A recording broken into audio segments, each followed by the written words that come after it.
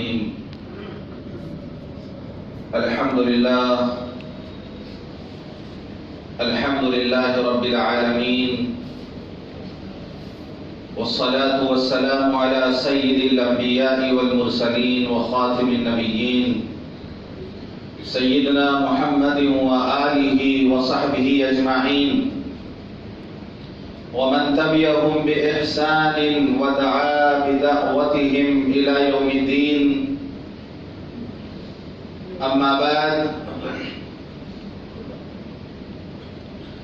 عن عبد الله بن عمرو رضي الله عنه قال قال رسول الله صلى الله عليه وسلم لا يؤمن أحدكم حتى يكون هواه تبعا لما جئت به أو كما قال عليه الصلاة والسلام. محترم بزرگوں، دوستوں اور دینی بھائیوں، ایک بہت مشہور صحابی ہیں حضرت ابو ذر غفاری رضی اللہ عنہ.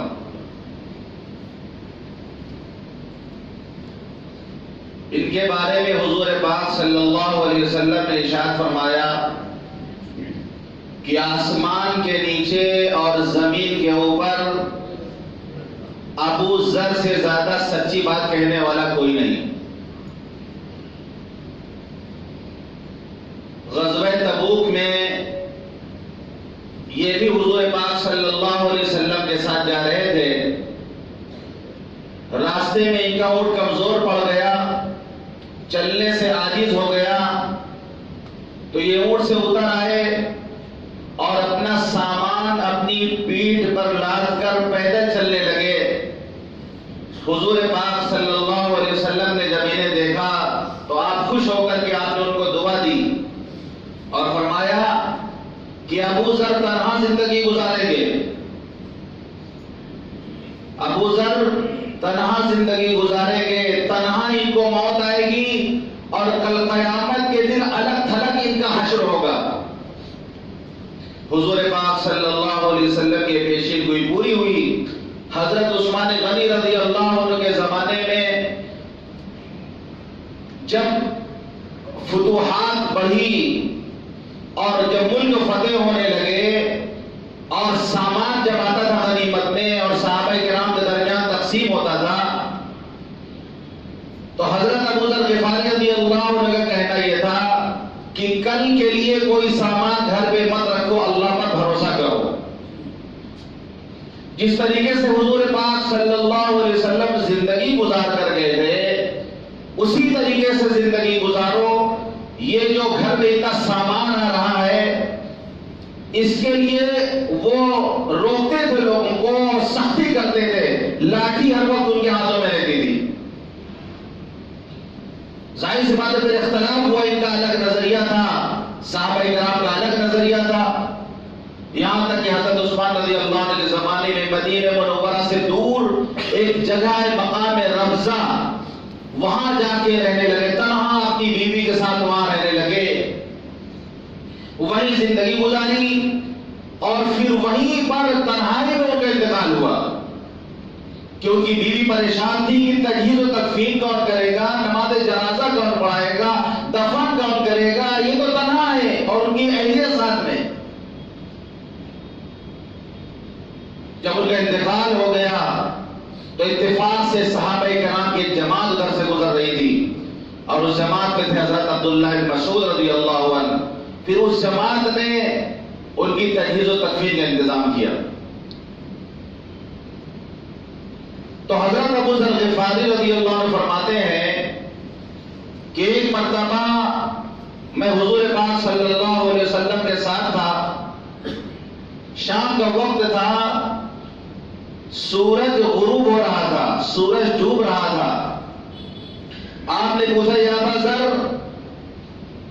اے ابو ذر کیا تم جانتے ہو این تغیب الشمس، کہ سورج ڈوبنے کے بعد جاتا کہاں ہے؟ ابو ذر کیا تم جانتے ہو کہ سورج غروب ہونے کے پاس کہاں جاتا ہے؟ تو حضرت ابو ذر غفاری رضی فرماتے کیا کہ اللہ اور اس کے رسول زیادہ بہتر جانتے ہیں. آپ نے فرمایا سورج غروب ہو کر عرش الہی کے نیچے جا کے سجدہ کرتا ہے. سورج غروب ہو کر عرش الہی کے نیچے سجدہ کرتا ہے اور پھر اللہ اس کو اجازت دیتا ہے کل دوبارہ نکلنے کی. اللہ کی اجازت سے وہ پھر دوسرے دن طلوع ہوتا ہے. لیکن ایک وقت آئے گا کہ سورج سجدہ کرے گا، اللہ اس کے سجدے کو قبول نہیں کرے گا. ہزاروں سال سے، لاکھوں سال سے یہ سورج اپنے وقت پر طلوع ہوتا ہے، اپنے وقت پر غروب ہوتا ہے اور روزانہ اللہ کے سامنے جا کے سجدہ کرتا ہے. لیکن ایک وقت آئے گا کہ اللہ اس کا سجدہ قبول نہیں کرے گا. ہم اپنی عبادتوں پر گھمنڈ نہ کریں، ہم اپنی عبادتوں پر اترائیں نہیں. ہم عبادت کرنے کے بعد دوسروں کو حقارت کی نگاہ سے نہ دیکھیں. اللہ تو بے نیاز ہے، ہمیں اللہ کی بے نیازی سے کرنا چاہیے. وہ تو بے نیاز ہے، وہ ہم سے کہتے کہ مجھے تمہاری عبادت نہیں پسند، کیا کر لیں گے ہم؟ بنی اسرائیل میں ایک شخص تھا جس کا نام تھا بلعام باورا. عمر بھی اس کی لمبی ہوئی تھی، پوری زندگی اس نے عبادت کیا تھا، نہیں اچھی لگی اللہ کو اس کی عبادت. سینکڑوں سال اس نے عبادت کیا تھا، اللہ کو اس کی عبادت نہیں پسند آئی. قرآن میں اس کی مثال اللہ نے کتے سے دی ہے. صرف اس نے ایک موقع پر غلط جماعت کا ساتھ دے دیا تھا، غلط لوگوں کا ساتھ دے دیا تھا، مومنین کو چھوڑ کر غلط لوگوں کا ساتھ دے دیا تھا. اللہ نے اس کی سالہ سال کی عبادت کو اس کے منہ پہ مار دیا اور قرآن میں اس کی مثال کتے سے بھی تفسیر پڑھا اس آیت کی. فَمَثَلُهُ كَمَثَلِ الْكَلْبِ إِن تَحْمِلْ عَلَيْهِ يَلْهَثْ أَوْ تَتْرُكْهُ يَلْهَثْ.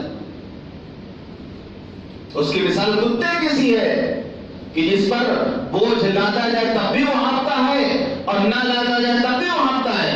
کتے کی تو عادت ہوتی ہے زبان لٹکا کے ہانپا کرتا ہے، وہ سانس زور زور سے لیا کرتا ہے.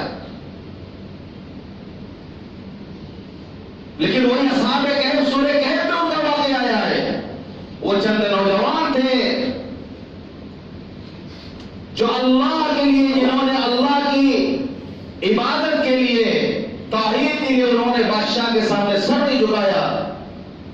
یہاں تک کہ وہ شہر سے نکل کر ایک غار میں جا کے روبوش ہو گئے اور ان کا کتا بھی ان کے ساتھ تھا.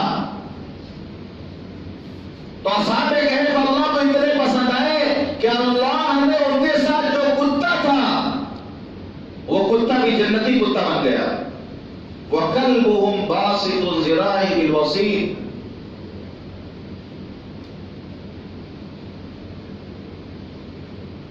تو اللہ بے نیاز ہے. ہم عبادت کرنے کے بعد، نماز پڑھنے کے بعد، کوئی نیک عمل کرنے کے بعد ہمارے اندر بڑائی نہیں آنی چاہیے. نماز پڑھ کر سلام پھیرنے کے بعد حضور پاک صلی اللہ علیہ وسلم 3 مرتبہ پڑھتے تھے استغفر اللہ استغفر اللہ استغفر اللہ. عبادت کرنے کے بعد ہمیں کہا گیا کہ استغفار پڑھو. جب آدمی استغفار پڑھے گا تو اس کے اندر تکبر نہیں آئے گا. ما عبدناک حق عبادتی، اے اللہ آپ کی جو عبادت کا حق تھا وہ ہم سے ادا نہیں ہوا. ما عرفناک حق معرفتی، اے اللہ آپ کی معرفت کا جو حق تھا وہ ہم سے ادا نہیں ہوا. فرمایا كانوا قليلا من الليل ما يهجعون وبالاسحار هم يستغفرون. یہ وہ لوگ ہیں جو رات کے بہت کم حصے میں سوتے ہیں، یعنی ساری رات عبادت کرتے ہیں. وبالاسحار هم يستغفرون، اور سحری کے وقت، سحر کے وقت استغفار کرتے ہیں. جب ہم نماز پڑھنے کے بعد آخری رکعت میں بیٹھتے ہیں، تحیات پڑھتے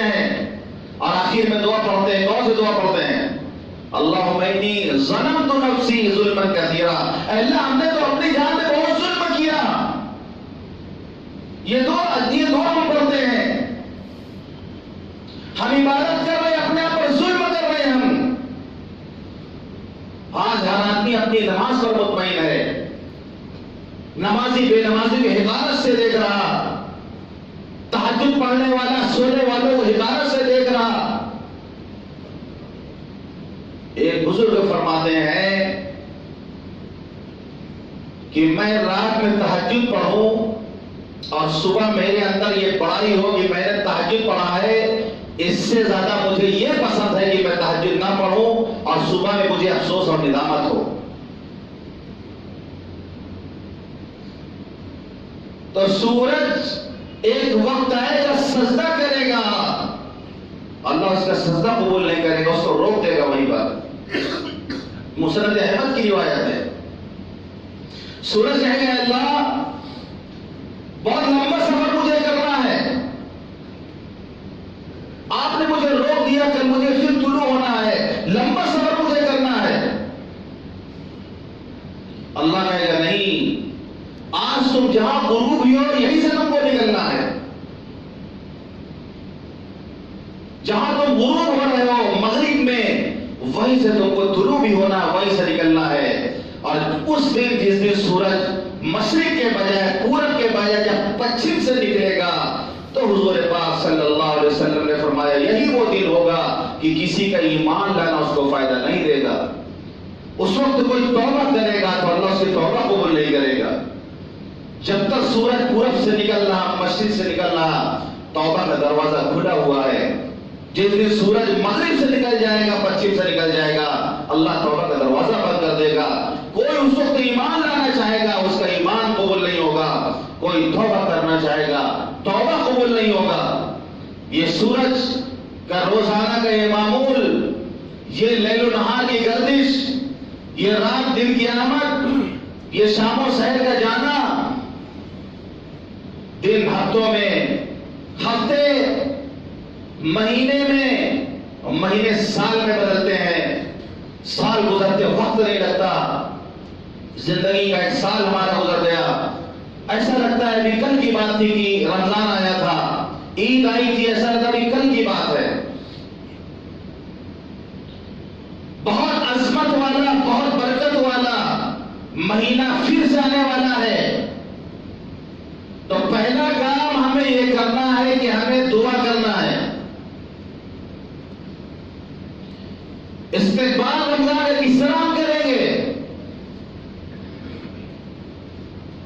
آج کل ایک طریقہ ہو گیا ہے, عربوں میں بھی ہے, یہاں بھی ہونے لگا کہ رمضان سے کچھ پہلے ایک مجلس منعقد ہوتی ہے اور اس کا نام رکھا جاتا ہے استقبال رمضان, کہ ہم رمضان کو ویلکم کر رہے ہیں, رمضان کا استقبال کر رہے ہیں.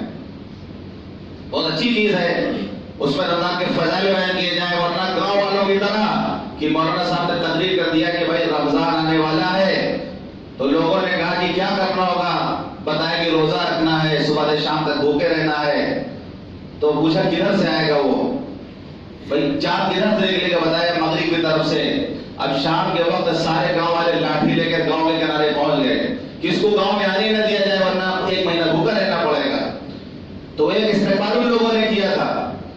ظاہر سی بات ہے یہ جو استقبال کر رہے ہیں, استقبال رمضان کے نام سے, یہ مجلس اس لیے منعقد ہوتی ہے کہ رمضان سے پہلے لوگوں کو بتایا جائے اور رمضان کے فضائل بتائے جائیں اور اس کی جو ضروری باتیں ہیں وہ بتائی جائے. ایک اچھی چیز ہے, لیکن اگر یہی پڑھتے پڑھتے ضرورت ہے اس کو سمجھنے لگے, جگہ جگہ پر یہ مجلس منعقد ہونے لگے, تو پھر یہی بدعت ہو جائے گی. تو استقبال ہمیں کس طرح کرنا ہے؟ رمضان کا استقبال ہمیں اس طرح کرنا ہے جس طریقے سے استقبال ہمارے آقا جناب محمد رسول اللہ صلی اللہ علیہ وسلم نے کیا. آپ رمضان کے استقبال کس طرح کرتے تھے؟ رجب کا چاند جب دیکھتے تھے, آپ رجب کا چاند دیکھ کر دعا فرماتے تھے, اللہم بارک لنا فی رجب و شعبان و بلغنا رمضان. اے اللہ رجب اور شعبان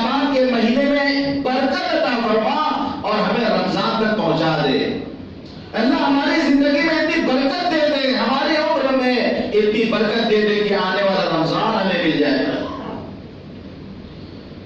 تو ہمیں بھی دعا کرنا ہے، اس لیے کہ رمضان آنے میں تو ابھی وقت ہے. اس بیچ میں کتنے اللہ کے بندے مریں گے، اس بیچ میں کتنوں کا انتقال ہوگا. تو ہم یہ دعا کریں گے اللہ یہ جو آنے والا رمضان ہے ہماری زندگی میں اتنی برکت دے دیں کہ آنے والا رمضان ہمیں مل جائے. اور دل سے دعا کریں، اللہ پر یقین کرتے ہوئے دعا کریں. جب یقین کے ساتھ دعا ہوتی ہے، یقین کے ساتھ، تو اللہ اس کو قبول کرتا ہے. دعا کرنے کی 3 شرط ہے، توبہ کرنے کی 3 شرط ہے. جب ہم دعا کرتے ہیں اللہ سے توبہ کرتے ہیں تو 3 شرط ہے. نمبر 1، سچے دل سے توبہ کیا جائے. نمبر 2، گناہ چھوڑ دیا جائے. یہ نہیں کہ توبہ بھی کر رہے کہیں گے لا حول ولا قوت الا باللہ، کیا بے حیائی کا زمانہ آ گیا ہے.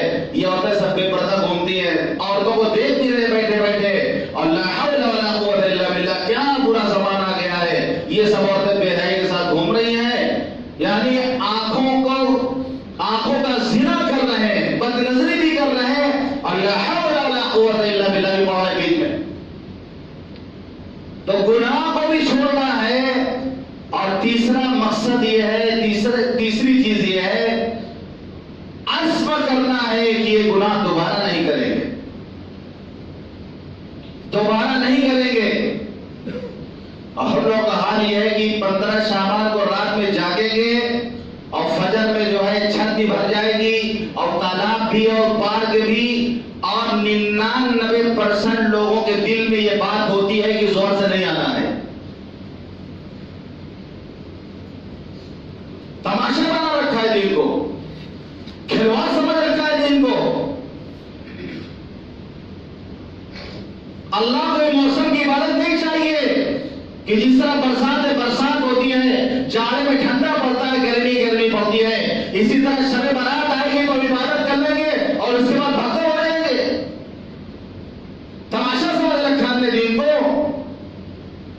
ایک بھیڑ ہے رات بھر جمائی آ رہے، منہ کھول کر کے جمائی لے رہی ہیں، باندھے ہیں، اپنی آنکھوں سے میں نے مسجد میں دیکھا، ڈھنک رہے نیند سے، لیکن رات بھر جاگنا ہے ان کو.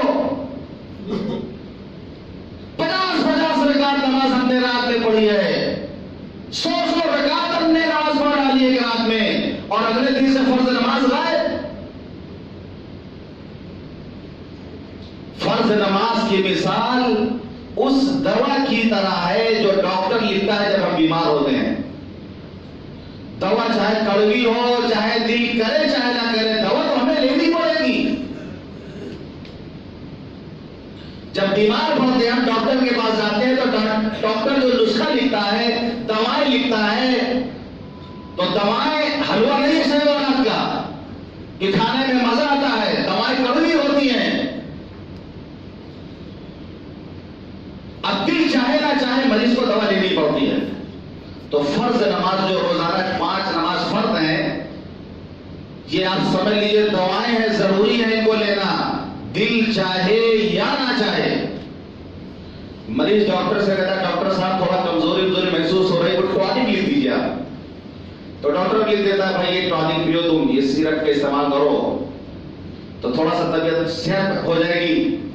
تو یہ جو نوافل ہم پڑھتے ہیں، نوافل نفل نمازیں، نفل روزے، یہ سب ٹانک ہیں.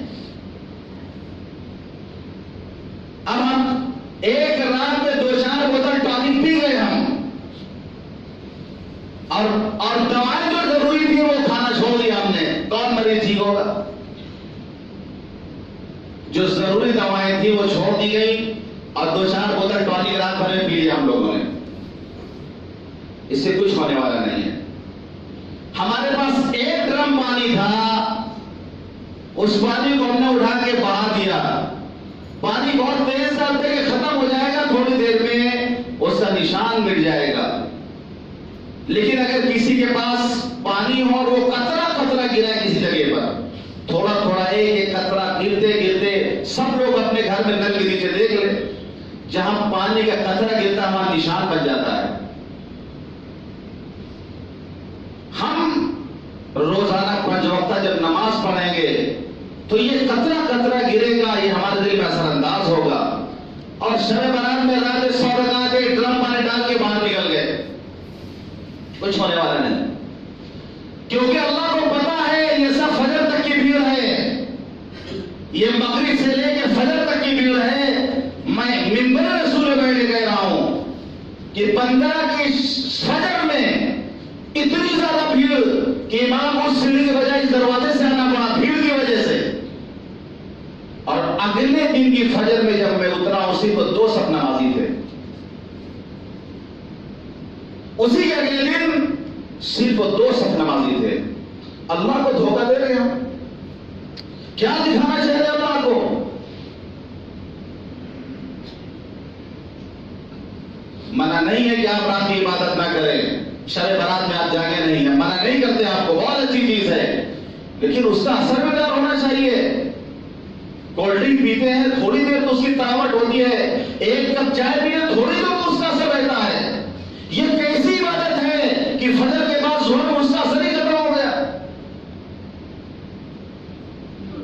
یہ موقع تھا ہمارے پاس، موقع تھا کہ ہم نے نماز شروع کر دی ہے 15 شعبان سے، اب ہم جو ہے نماز پڑھتے رہیں گے، رمضان آئے گا رمضان میں خوب عبادت کریں گے۔ ابھی تغفرت کی زندگی گزاری، یہ شعبان کا مہینہ، یہ 15ویں رات، یہ جو ہے ہمارے لیے تمہید ہو جائے گی عبادت کرنے کی، لیکن ہم نے اس کو ایک رسم سمجھ لیا ہے، ایک رسم، ایک موسم سمجھ لیا ہم نے صرف اس کو۔ تو حضور پاک صلی اللہ علیہ وسلم رمضان کا استقبال کرتے تھے، دعا کرتے تھے۔ آپ صحابہ کرام، بزرگان دین، ہمارے اکابرین کا بھی یہی معمول تھا کہ رجب کے مہینے سے وہ رمضان کی تیاری شروع کر دیتے تھے۔ ہم کہیں گے ہاں مولانا صاحب ہم لوگ کی تیاری کر رہے ہیں، چنا ہے اور جو ہے پکوڑی بیسن ہے اور جو ہے جتنی افطاری کا سامان ہے وہ ہم لوگ کی تیاری کر رہے ہیں۔ اب اسٹارٹ کر دیا لانا تھوڑا تھوڑا کر کے، افطار کرنے کے لیے، سحری کھانے کے لیے دلی سے پاپا یہ سب منگانا شروع کر دیے ہیں ابھی سے۔ تو پہلی چیز یہ ہے کہ ہمیں دعا کرنا ہے، دوسری چیز یہ ہے کہ ہمیں رمضان کے آنے پر خوش ہونا ہے، دل سے خوش ہونا ہے، کہ اتنے خوش ہو ہم کہ مطلب خوشی کا اظہار ہمارا ہو، جیسے حضور پاک صلی اللہ علیہ وسلم صحابہ سے فرماتے تھے اصل لکم شہر عظیم، ایک بہت عظمت والا مہینہ آنے والا ہے، برکت والا مہینہ آنے والا ہے۔ صحابہ سے فرماتے تھے، ہم بھی لوگوں سے کہتے تھے رمضان آ رہا، رمضان استقبال کرو رمضان کا، خوش ہو، خوش ہونا چاہیے رمضان کی آمد پر۔ اللہ نہ کرے کہ ہم میں سے کچھ ایسے لوگ ہوں جن کو کھل جاتا ہے رمضان کا آنا، ان کا منہ بن جاتا ہے، ان کو تکلیف محسوس ہوتی ہے کہ یار پھر اب روزہ رکھنا پڑے گا، پھر تراویح پڑھنی پڑے گی۔ اللہ نہ کرے کہ ایسے لوگ ہمارے بیچ ہوں جن کو رمضان کے آنے سے خوشی کے بجائے تکلیف ہو، اور اس معاشرے میں ایسے بہت سارے لوگ ہیں، انکار نہیں کیا جا سکتا۔ بہت لوگ ایسے ہیں جو رمضان آتا ہے تو ان کو بہت تکلیف ہوتی ہے، ان کو بہت پریشانی ہوتی ہے، وہ نماز نہیں پڑھنا چاہتے، وہ تراویح نہیں پڑھنا چاہتے، لیکن صرف اس لیے پڑھ لیتے ہیں، صرف اس لیے پڑھ لیتے ہیں کہ لوگ کیا کہیں گے، روزہ اس لیے زبردستی رکھ لیتے ہیں لوگ کیا کہیں گے۔ تو دوسرا کام ہے کہ رمضان کی آمد پر ہمیں خوش ہونا چاہیے، بشاشت ہونی چاہیے کہ رحمت والا مہینہ رہا، مغفرت والا مہینہ رہا، ارے وہ مہینہ رہا جس میں جنت کے دروازے کھولے جائیں گے، وہ مہینہ رہا جس میں جہنم کے دروازے بند کر دیے جائیں گے، وہ مہینہ رہا جس میں شیطانوں کو جگڑ کر کے ڈال دیا جائے گا اور ہمیں عبادت کا خوب موقع ملے گا، تراویح پڑھیں گے، تلاوت کریں گے، نمازیں پڑھیں گے، ایک خوشی اندر سے ہو۔ تیسرا کام یہ کرنا ہے کہ نظام الاوقات اپنا بنانا ہے۔ رمضان کا ٹائم ٹیبل ہمارا جو کارڈ بنتا ہے اس میں صرف سحری اور افطار، یہی دو چیز کے ٹائم ٹیبل اس میں ہوتا ہے، سحری اور افطار۔ ہمارے یہاں دیہات کے ایک شاعر تھے، دیہاتی میں شاعری کرتے تھے، تو انہوں نے دیہاتی زبان میں کہا کہ نماز روزہ سبرت نہیں، کاش سحری افطاری میں کھائی۔ یعنی یوپی کے دیہاتی زبان میں وہ کہتے ہیں کہ نماز روزہ تو ہم سے اب ہو نہیں پا رہا، تو کیا سحری بھی افطاری میں نہ کھائیں؟ یعنی نماز روزہ سبرت نہیں، کاش سحری افطاری میں نہ کھائی، دوی سنت تو ادے کری تھی کا ایک دن کافی ہو جائے۔ بھائی سحری کھانے رہے، افطار کر لے، دو سنت تو ادا کر رہے ہیں ہم، یہ بھی نہ کرے تو کیا کہے، تو کافر ہو جائے پورے۔ تو ہمارے جو ٹائم ٹیبل ملتا ہے اس میں سحری کا وقت ہوتا ہے، افطار کا وقت ہوتا ہے۔ ہمیں اپنا نظام الاوقات بڑھانا ہے۔ ہمارے یہاں کسی گھر میں شادی ہوتی ہے، کوئی پروگرام ہوتا ہے، اس کے لیے ہم پروگرام بناتے یا نہیں بناتے کہ بارات آئے گی تو ناشتہ یہ والا دینا ہے، مٹھائی کہاں سے آئے گی، شربت کون سا بنے گا، روح افزا کا بنے گا کہ بادام والا دودھ کا بنے گا، کھانے میں بریانی ساتھ اور کیا سامان رہے گا، ایک لسٹ مہینوں سے ہم بناتے ہیں۔ ہر ایک گھر میں ایسا ہوتا ہے۔ تو رمضان آ رہا، اس کا بھی نظام الاوقات ہم اس طرح بنائیں کہ ہم اپنے آپ کو رمضان کے تابع کریں، رمضان کو اپنے تابع نہ کریں۔ یہ بہت غور سے سنیے گا اس بات کو۔ میں نے حدیث پڑھی حضور پاک صلی اللہ علیہ وسلم کی، آپ نے فرمایا لا یؤمن احدکم حتی یکون ہواه تبعا لما جئت به، کہ کوئی تم میں سے اس وقت تک مومن نہیں ہو سکتا جب تک کہ اس کی نفسانی خواہشات اس دین کے تابع نہ ہو جائے جو میں لے کر آیا ہوں۔ یعنی جو دین میں لے کر کے آیا ہوں اپنے آپ کو اس دین کے تابع کر دے۔ ہم اپنے آپ کو رمضان کے تابع کریں، رمضان کو اپنے تابع نہ کریں۔ یہ نہیں کہ ہم اپنا سارے کام اپنے وقت پر کریں گے۔ تراویح کو ہمارے تابع ہونا پڑے گا۔ پہلی تراویح جو لوگ مسجد میں پڑھنے آتے ہیں وہ اپنے آپ کو تراویح کے تابع کرتے ہیں کہ ہم دکان بند کر دیں گے، کاروبار بند کر دیں گے، 11 مہینے ہم نے کمایا، خوب کمایا، ایک مہینہ عبادت کے لیے ہے، ہم نہیں کمائیں گے، ہم دکان بند کر کے وہ پہلی تراویح پڑھنے کے لیے آ گئے، تو انہوں نے اپنے آپ کو تراویح کے تابع کیا۔ 10 بجے تک دکان کھولے گی، کارخانے میں کام کریں گے، جو 10:30 بجے رات میں جو تراویح کو اس کو جا کے پڑھیں گے۔ تو تراویح کو اپنے تابع ہم نے کیا ہے کہ ہم اپنے حساب سے کام کریں گے اور تراویح جا کے پھر بعد میں جا کے پڑھ لیں گے۔ دسترخوان پہ بریانی بھی رکھی ہو، کھچڑی بھی ہو، کس میں ہاتھ ماریں گے ہم لوگ؟ پہلے بریانی کی کھچڑی، کیا پہلے کون کیا کھانا پسند کرے گا؟ بریانی کے سامنے کوئی کھچڑی کھائے گا؟ نہیں کھائے گا۔ سب سے پہلے جو ہاتھ جائیں گے وہ بریانی کے پلیٹ میں۔ پہلی تراویح جو لوگ پڑھ رہے ان کی مثال یہ سمجھ لی کہ وہ بریانی کھا رہے ہو۔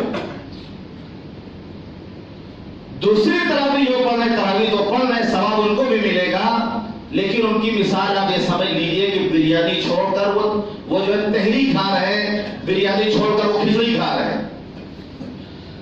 اب آپ یہ بتائیں کہ دنیا کے معاملے میں ہم بریانی اڑانا چاہ رہے ہیں اور دین کے معاملے میں کہیں گے نہیں ہم کو تہری چلے گی، ہم کو کھچڑی چل جائے گی۔ تو ہر کام میں میں نے مثال دی ہے، نظام الاوقات بنائیں۔ اس وقت ہمیں تلاوت کرنا ہے، اس وقت ہمیں ذکر کرنا ہے، اس وقت ہمیں کتاب کا مطالعہ کرنا ہے، اس وقت ہمیں کسی عالم مولانا کے پاس بیٹھ کر رمضان کے مسائل معلوم کرنے ہیں، زکوٰۃ کے مسائل معلوم کرنے ہیں۔ ہمیں نہیں پتا کہ روزہ کی چیزوں سے ٹوٹ جاتا ہے، روزہ کے فضائل کیا ہیں، مسائل کیا ہیں، ہم کسی سے سیکھیں گے نہیں تو کوئی کتاب کا مطالعہ کریں گے۔ نظام الاوقات بنائے۔ اور چوتھا کام یہ کرے کہ عزم کرے کہ خوب عبادت کریں گے، خوب عبادت کریں گے، اللہ سے توفیق کی دعا مانگے۔ اور پانچواں کام یہ کرے کہ گناہوں سے خوب بچیں گے، کوشش کریں گے گناہوں سے بچنے کی۔ اس پر انشاءاللہ اور باتیں ہوں گی، وقت ہو گیا ہے۔ اللہ تعالیٰ ہم سب کو کہنے اور سننے زیادہ عمل کرنے کی توفیق عطا فرمائے۔